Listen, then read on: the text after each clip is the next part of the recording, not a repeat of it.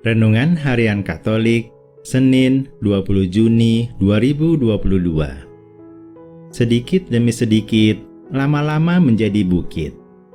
Jangan menghakimi sesama, mawas diri.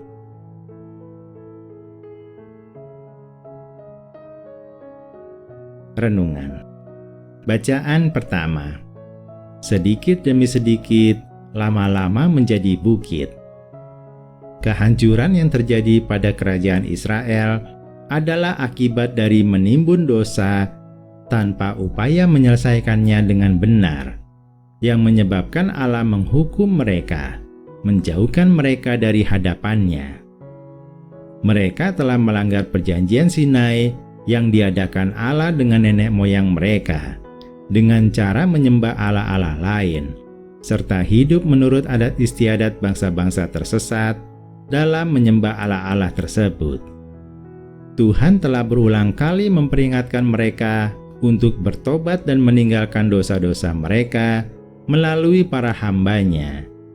Namun dengan kedegilan hati, mereka mengabaikan peringatan itu, bahkan tega menyakiti dan membunuh nabi-nabi Allah itu.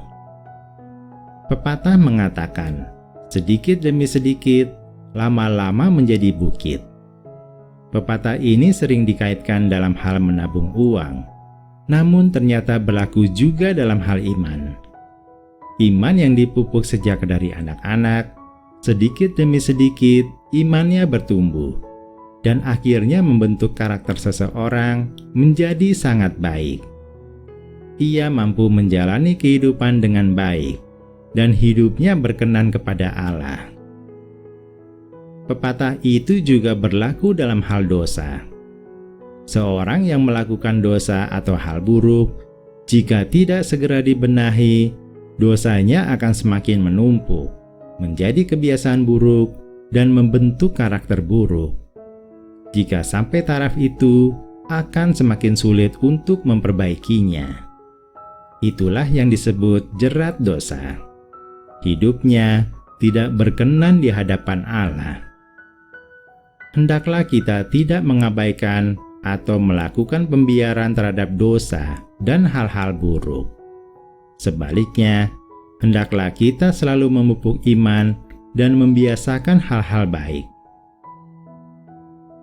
Bacaan Injil. Jangan menghakimi sesama. Yesus melarang kita menghakimi sesama. Maksudnya, bukan berarti kita tidak usah memedulikan kesalahan orang lain dan membiarkan ia hidup dalam kesalahan. Ia juga tidak bermaksud bahwa Allah melarang adanya lembaga peradilan. Maksud Tuhan, kita tidak boleh menghakimi dengan menggunakan ukuran yang keras dan tidak bertujuan untuk memulihkan. Ia juga melarang kita menghakimi dengan standar ganda, ukuran yang lunak dan rendah untuk diri sendiri, sedangkan ukuran yang keras dan terlalu tinggi untuk orang lain. Jika kita melakukan hal itu, kita pun akan dihakimi menurut ukuran yang kita pakai kepada orang lain. Jadi Yesus menginginkan kita menjadi saudara, bukan hakim sesama kita. Saudara yang baik mengingatkan kesalahan saudaranya, menolong dia, dan selalu ada buat dia, baik dalam suka maupun duka. Saudara yang baik tidak membuat hati saudaranya makin terpuruk, namun meringankan beban hati dan beban hidup saudaranya. Mawas diri. Perintah, keluarkanlah dahulu balok dari matamu, maka engkau akan melihat dengan jelas untuk mengeluarkan selumbar itu dari mata saudaramu, sangat jelas menegaskan bahwa kita harus memperbaiki dulu diri sendiri sebelum dapat memperbaiki orang lain. Jika tidak, kita hanya menjadi orang munafik.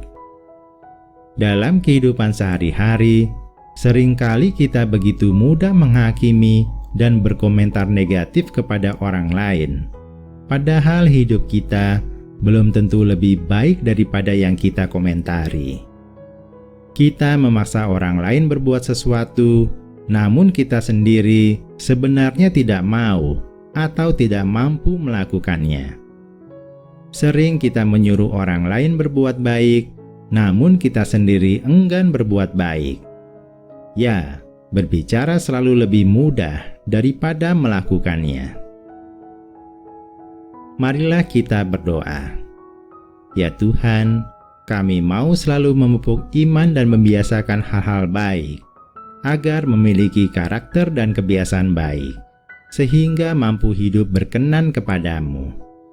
Kami akan berusaha mawas diri, memperbaiki dulu diri sendiri sebelum dapat memperbaiki orang lain. Kami mau menjadi saudara, bukan hakim sesama. Bimbinglah kami menjadi teladan baik yang melakukan tindakan nyata. Amin.